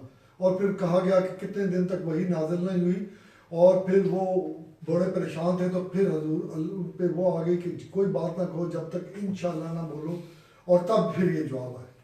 यानी हम कुरान मजीद की उस आयत की रोशनी में कहीं फुटनोट में ये वाक़या लिखा होगा तो हम कहेंगे हाँ ये बिल्कुल हो सकता है। लेकिन ये बात अनफॉर्चुनेटली क्या होता है कि वाक़यात इतने इंटरेस्टिंग आदमी को लगते हैं कि कुरान की बाकी चीज़ें बैकग्राउंड में चली जाती हैं। मालूम होता है कि कुरान ने इन सवालात के जवाब दिए। सवाल ये पैदा होता है कि ये जवाब देने का कोई बहुत ज़्यादा कोई ऑर्गेनाइज तरीका नहीं है। तो सादा बात करनी चाहिए थी कि आपको ये लोग सवाल कर रहे हैं, इनको ये जवाब दे दें। कुरान ने अपने मजमून को बिल्कुल बरकरार रखा, अपनी बात करता रहा और उनको जवाब भी मिल गए। मैं इसलिए कह रहा हूं कि इन चीज़ों को ज़्यादा हाईलाइट करना ही नहीं चाहिए। उसके नतीजे में आप ज़रा गौर फरमाएं ना, कुरान का उसलूब हमें समझ में नहीं आया, वो सवाल गालिब आ गए। यही वाक़यात में प्रॉब्लम होती है। वाक़यात गालिब आ जाते हैं, वो चीज़ इंसान को न जाने क्यों ज़्यादा अपील करने लगती है। और कुरान जो असल में बयान कर रहा है, जिस तरतीब के साथ जिसको अल्लाह ने बाकायदा महफूज कर लिया, वो है कि जो ज़ेर बहस होनी चाहिए। बाकी ये कि उस ज़माने में किसी ने कोई सवाल किया होगा, जिसका किया होना या ना होना बहरहाल डाउटफुल है। There is no 100% certainty. मान लिया किया होगा तो भाई उसका जवाब भी उनको मिल गया। वो तो असल में एक साइड बिजनेस है। असल चीज़ ये है, मैं ये गुजारिश कर रहा हूँ। ये तो सर वही आप वाली बात है ना कि बाहर से अंदर लाई गई। बाहर से अंदर लाई गई है। असल में जो कुरान के अंदर जिस सवाल को सबसे ज्यादा रिपीट किया गया, तो कुरान ने तो उसका भी जवाब बड़ा सिंपली ये बता दिया, अल्लाह के पास है। मुझे तो नहीं मालूम इन बातों का। यक़ूलून मता हाज़िल वाद, सबसे ज्यादा सवाल ये किया गया था, क्या चीज ये क्या होना चाहिए। मतलब ये जो आप बता रहे हैं कि जो एक अज़ाब आने वाला है या क़यामत आने वाली है, तो कब आएगी। तो ये सवाल बड़ा स्पेसिफिक पूछा गया और कुरान में कोट हुआ है कि कब आएगी कब आएगी, तो अल्लाह ने कहीं नहीं जवाब दिया। हाँ वही बात है ना। असल में कुरान का अंदाज ये है कि वो सवाल फिर कोट करता है और फिर जवाब देता है। यहाँ जो मुश्किल है वो ये है कि सवाल बाहर है, लेकिन वो ऐसे ज़बरदस्त तरीके से रिलेट किया गया और फिर उसको बार बार दोहराया गया कि वो गालिब आ गया। सर मुझे अगर आप इजाज़त दें तो मैं लेकिन क़यामत के बारे में ये भी है कि बहुत जी। नज़दीक आ गई। सर 2 क्वेश्चन है प्लीज। जी सर पहले तो ये कि ये जो इसके जो ट्रांसलेशन है इसमें सूरज ढलना लिखा हुआ है, सो ढलना गरूब नहीं होता? नहीं, यानी उसका निस्फुन नहार से उतरना, यानी वहाँ से शुरू हुआ। ये बताया कि सूरज के ढलने से अंधेरा छा जाने तक। सो ये ज़ोहर से शुरू हुआ और इशा तक चला गया। बाकी रह गई एक नमाज फजर, उसको अलग बयान कर दिया। ये यूँ हुआ। एक्सक्यूज मी सर, ये थोड़ा सा ये रूह का सर थोड़ा सा एक्सप्लेन करेंगे प्लीज। ये इन्होंने कहा है कि रूह मेरे परवरदिगार का एक हुक्म है। तो सर ये रूह इसमें जो ह्यूमंस के अंदर भी है, तो सर उसको भी अमरे रब्बी कहा हुआ है। उसको भी रूह कहते हैं, सही। सर जिब्राईल अलैहिस्सलाम को भी रूहुल अमीन कहते ये हैं। जनरलाइज्ड है सर, यहाँ पर जनरलाइज्ड कुरान ने नहीं जनरलाइज नहीं है, ये कुरान के लिए, ये वही इलाही के लिए। और उसको अल्लाह ताला ने फिर आगे डिस्क्राइब भी किया कि ये जो आपसे सवाल पूछ रहे हैं कि ये क्या होती क्या है, कैसे आती है, इसकी हकीकत क्या है, तो ये बताया गया कि मेरे रब के हुक्म में से है और तुम्हें बहुत थोड़ा इल्म दिया गया है। और आगे ये बताया कि ये जो तुम कह रहे हैं ना, ये लोग, ये आप अपनी फरमाइश से नहीं लेके आए, और अगर हम चाहें तो आपसे छीन लें। तो ये क्या समझते हैं कि ये आपने कोई मेहनत करके कोई हासिल किया है? तो ये इस तरह के जो मजाक के अंदाज में और नॉन सीरियसली जो सवाल कर रहे हैं, इनको आप अहमियत ना दें और उनको ये बता दें कि ये खुदा का पैगाम है और तुम्हें बहुत थोड़ा इल्म दिया गया है कि तुम इस तरह की बातों को जानो, इसकी असल हकीकत को समझो और उसको अहमियत दो। और मतलब ये कि जितना इल्म दिया हुआ है उससे आगे क्वेश्चन मत करो। जो इल्म उस दुनिया से मुताल्लिक है जिसको तुम देख नहीं सकते, वरना तो क्वेश्चन मत हाँ, वरना तो दीन को समझो, समझने में क्वेश्चन ही किया जाएगा, मगर ये चीज़ समझने की कोशिश करो कि ये वही होती एग्जैक्टली क्या है, इसकी नौइयत क्या है, या फॉर दैट मैटर इंसान की जो वो शख्सियत है कि जो अल्लाह ने उसके अंदर वदियत की है, उसका फिजिकल एग्जिस्टेंस किस तरह का है, ये नहीं जान सकते आप। आपको इस तरह के मामलात में बहुत थोड़ा इल्म दिया गया। और सर ये जो जैसे ये जो लास्ट हमने जो भी पढ़ी है, इसमें जो है कि ऐसा कुरान नहीं ला सकेंगे। और जो सर फिर अभी जो आप एक्सप्लेन कर रहे हैं कि सर बहुत लोगों का ये होता है कि सारे जो ऑल दी असूल हैं कुरान के, दे आर फॉर एवर। तो सर इस तरह का वो हो तो उसको फिर सर कैसे एक्सप्लेन करें इंसान के लाइफ फॉर एवर नहीं है? क्योंकि सर मेजॉरिटी जो हमारे हम सब का सर माइंडसेट यही है ना कि जो कुछ है, एक आपने जैसे ये भी एक्सप्लेन किया कि ये आयत फॉर अ सर्टेन पीरियड थी, तो सर इसको फिर कैसे एक्सप्लेन करें सर? पहली बात ये है, ये कैसे एक्सप्लेन किया जाए कि कुरान मजीद के बाज़ मामलात वो हैं कि जिनका ताल्लुक़ उसी ज़माने से है। इसके लिए पहली शर्त ये है कि कुरान को पढ़ते हुए अपने ख़यालात को बंद कर दें और कुरान को खाली उस जहन होकर पढ़ें, ये बताए कि ये क्या कह रहा है। फिर ये गलती नहीं हो सकती कि वो ये कहे कि मोहतरम महीने गुजर जाने के बाद तुम कत्ल करो इनको जहाँ कहीं पाओ। फिर ये ब्लंडर कोई कर नहीं सकता कि ये अब आज भी होगा। नहीं, ये कुरान बता रहा है कि ये अल्लाह के रसूलों के साथ ख़ास है। कुरान मजीद तो कदम कदम पर बता रहा है कि हुजूर को अल्लाह ताला हिदायत दे रहे हैं, आप सब्र कीजिए, आप अपने साथियों के साथ रहिए, आप उनके बारे में कोई तबसरा ना करें। ये और किसका मकाम है कि जिसको ये हैसियत हासिल हो? हम आप पर वही करते हैं। आपको ये मालूम है कि ये बात कि ये हमेशा के लिए है, ये बात कहाँ तक पहुँची है कि लोग कहते हैं कि कुरान को ऐसे पढ़ो जैसे कि तुम्हारे ऊपर नाजिल हुआ है, और वो बाकायदा ये कहते हैं कि जब ये कहा जा रहा है कि आपको हमने आप पर बड़ा फजल किया है, तो आपसे मुराद खालिद ज़हीर है, आपसे मुराद आप हैं। तो ये तो फिर बात बहुत आगे जाती है। तो इसलिए ये बात बिल्कुल तयशुदा है कि कुरान असलन मोहम्मद सल्लल्लाहु अलैहि वसल्लम पर नाजिल हुआ आपके उस मिशन को में आपकी रहनुमाई के लिए कि जो आपने अपनी ज़िंदगी में एकम्प्लिश किया। हाउएवर इसी कुरान के अंदर अल्लाह ने जनरल यूनिवर्सल प्रिंसिपल्स भी बयान किए। मैं गुजारिश करता हूँ इसके अंदर वो भी बयान किए जो कुछ अरसे चले फिर गायब हो गए। इसके लिए कोई लंबे चौड़े लॉजिक की ज़रूरत नहीं है, आपसे आप हो जाता है। मैं मिसाल देता हूँ, आप ये देखिए कि कुरान मजीद में अल्लाह ताला ने बयान फरमाया कि जब जंग हो तो उसके बाद माल गनीमत ऐसे तकसीम करो, आप कर लें आज।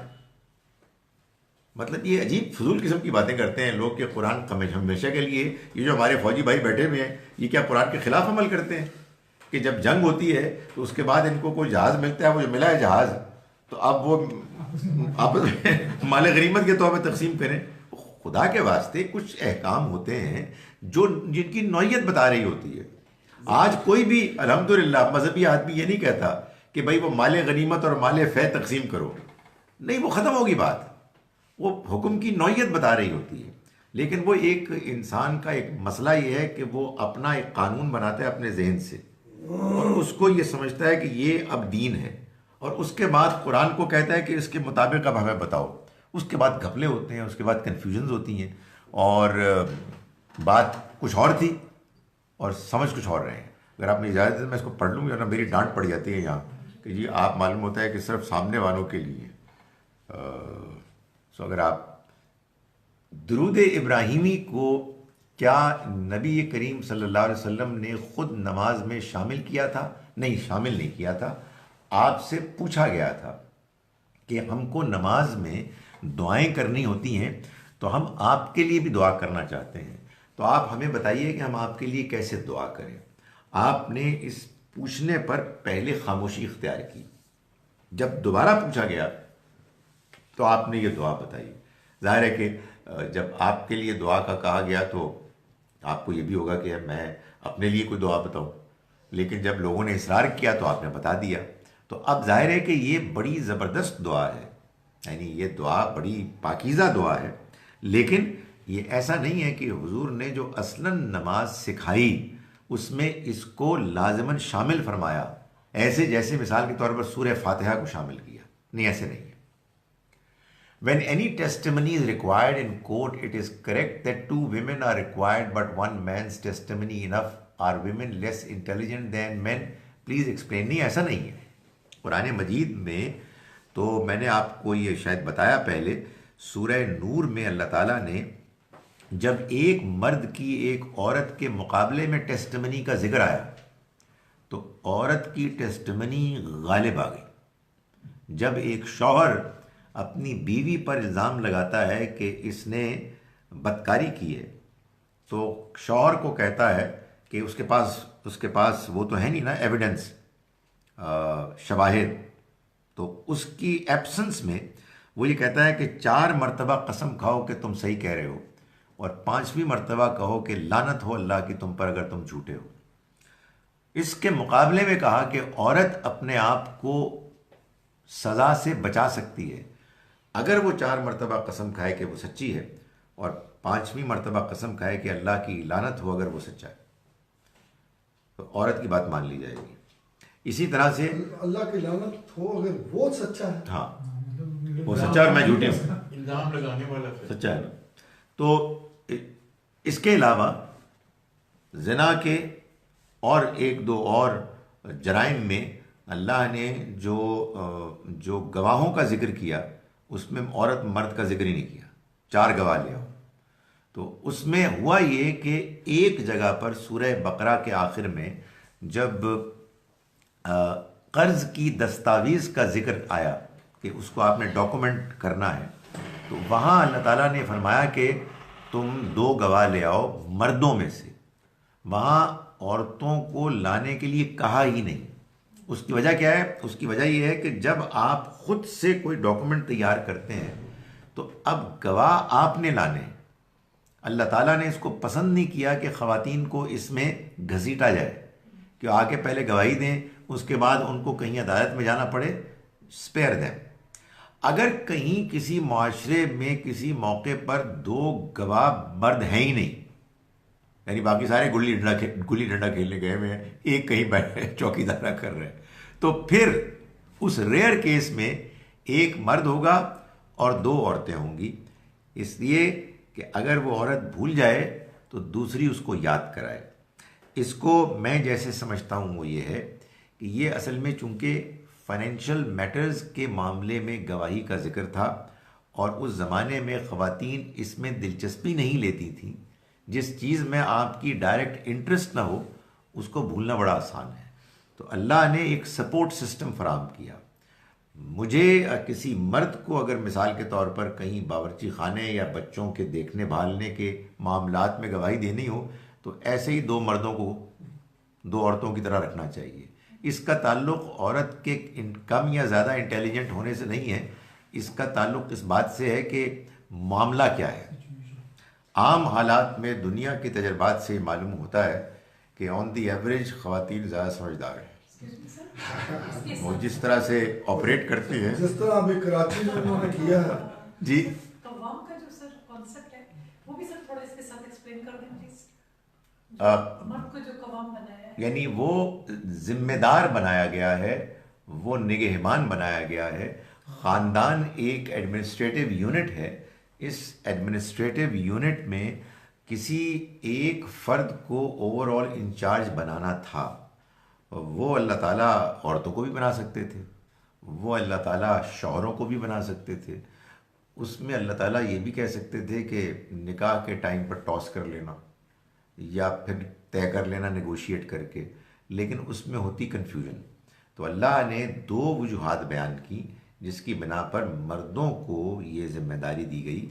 एक तो ये कि वो हैं कि जो खर्च करते हैं, और दूसरा ये कि वो बाज़ मामलात में औरतों के मुकाबले में ज़्यादा फजीलत रखते हैं। यानी घर के बाहर के मामलात जो इंसान को डील करना होता है, फ़िज़िकल स्ट्रेंथ वगैरह वगैरह, इसमें अल्लाह ताला ने एक जनरल जो एक सुपीरियॉरिटी इस मामले में मर्दों को हासिल है, और वो खर्च करेंगे, वो ख़ानदान के माशी मामलात के ज़िम्मेदार होंगे। इस वजह से ये कहा गया कि वो हैं कि जो असल में पूरे घर के मामलात के ज़िम्मेदार हैं। जिसका मतलब क्या है? इसका मतलब ये है कि आम तौर पर सारे फ़ैसले मामलात मशवरे से होंगे। शौहर अपनी बीवी का ख्याल रखेगा, इज़्ज़त करेगा, आशिरूहुन्ना बिल मारूफ। कोई कमी बेशी होगी तो दोनों एक दूसरे को इग्नोर करेंगे उन कमी बेशी पर। जब कभी कोई ऐसा मामला आएगा कि जिसमें अब फैसला होना है और दोनों में से किसी एक को अपनी बात से विड्रॉ करना है, तो अल्लाह ने ख़वातीन को, बीवियों को ये कहा है कि वो फिर इसरार ना करें। इसलिए कि बहरहाल हर एडमिनिस्ट्रेटिव यूनिट में आपको किसी को बॉस बनाना पड़ता है, हर टीम में आपको कैप्टन बनाना पड़ता है। ये अल्लाह ने फैसला करके इस झगड़े को ख़त्म कर दिया। शौहरों ने बहुत ऐसा, not always, probably not in the majority of the cases, लेकिन बहुत ऐसा किया कि अपने इस बॉस होने के बावजूद उन इख्तियारात का इस्तेमाल ही नहीं किया, बल्कि बॉस किसी और को बना दिया। सो ये भी हो जाता है। सो ये इसका ताल्लुक़ है एडजस्टमेंट से। हकीकत ये है कि जब अल्लाह ताला ने ये बता दिया कि वो खर्च करते हैं और वो उन मामलात में सुपीरियर हैं, तो बाज़ औक़ात ये होता है कि खर्च वो करती है और बाज़ औक़ात उन मामलात में सुपीरियर वो होती है। तो फिर ये मर्द उसके साथ एडजस्ट करता है। ये फिर हर घर में ज़ाहिर है कुछ एडजस्टमेंट के मामलात होते हैं। तो ये ऐसी बात है। अच्छा जनाब, डॉक्टर साहेब kindly conduct a full fledge lecture answer on atheism and agnosticism.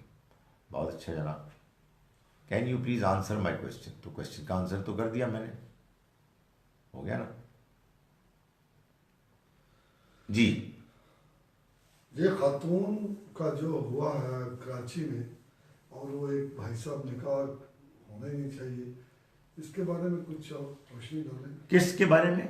ये जो ख्वातीन के डे के ऊपर कराची में एक बहुत, कराची में हुआ है या लाहौर में हुआ है, कहाँ हुआ है? कराची में। कराची में। अब देखें, बात ये है, उसमें यहाँ तक कहा गया कि निकाह तो होना ही नहीं चाहिए, गोरों ने लगाया।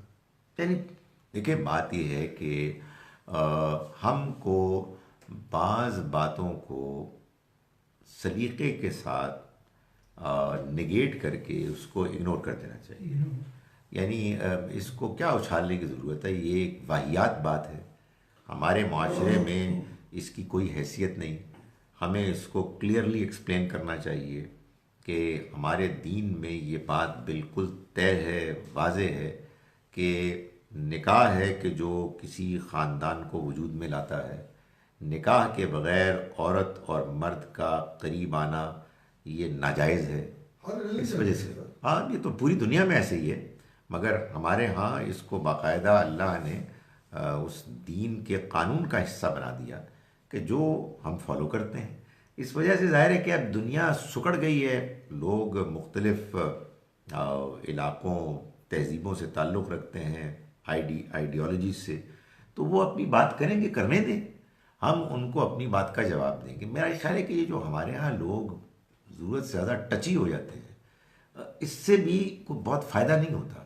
वजह यह है कि जब आप बहुत ज़्यादा शोर मचाते हैं ना, तो आपको ये अंदाज़ा नहीं होता कि बहुत से लोग बड़े ध्यान से आपकी बात सुन रहे हैं, आपको, आपके लबो लहजे को आप देख रहे हैं। वो हमारे यहाँ लोग क्या होता है कि टीवी में आते हैं और उनको जब मिल जाता है ज़रा वो वक्त, तो महसूस करते हैं कि पूरी दुनिया पे वो छा गए हैं। ये नहीं मालूम होता कि जब वो टीवी से बाहर निकलते हैं, फारिग होते हैं, फिर लोग तबसरे करते हैं, फिर लोग ओपिनियंस फॉर्म करते हैं। तो आपको वो बात कहनी चाहिए कि जो बात हक बात है, जो बात मुतवाज़िन बात है, और वो सलीक़े से करनी चाहिए, ताकि आप अपनी बात करें, दूसरे लोग अपनी ओपिनियंस फॉर्म करें, और इस तरह से इंसान की सोच आगे बढ़े। और हम ये वाज़े कर दें कि हम अपने दीन के ख़िलाफ़ कोई बात ज़ाहिर है कि कबूल नहीं करेंगे। मगर मुझे थोड़ा सा इस पे अफसोस और इतराज़ ये था कि जितने ये जमात इस्लामी के और जितने बड़े बड़े मौलाना थे, मैंने not even a single person have seen के जिन्होंने कि इसको कंडेम भी किया हो निकाह वाली बात को, कि जो कहते नहीं होना चाहिए। नहीं, वो तो मैं की चीज़ तो जैसे आपने अभी किया ना, मैं आपसे गुजारिश करूँ कि जमात इस्लामी के एक गालिबन MNA हैं जिन्होंने कि इस मामले में ये कोई कार्रवाई की है कि इसके ख़िलाफ़ बाकायदा कानूनी नोटिस लिया जाए। तो ऐसा भी हुआ है। सो हाँ, लोग करते रहते हैं। सो हर एक ज़ाहिर अपने अपने तौर पर रिएक्ट करता है। चलें कि हमारा टाइम पूरा हो गया।